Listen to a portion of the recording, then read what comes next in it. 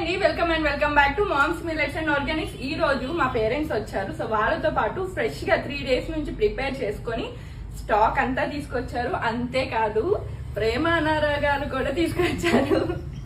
Just kidding.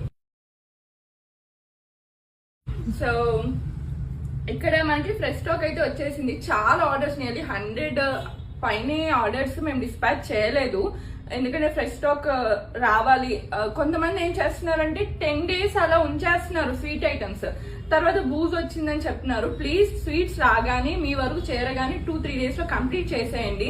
దయచేసి 10 days తర్వాత 15 days తర్వాత మెసేజ్ చేసి బూజ్ వచ్చిందంటే మేము ఏం చేయలేమండి దానికి.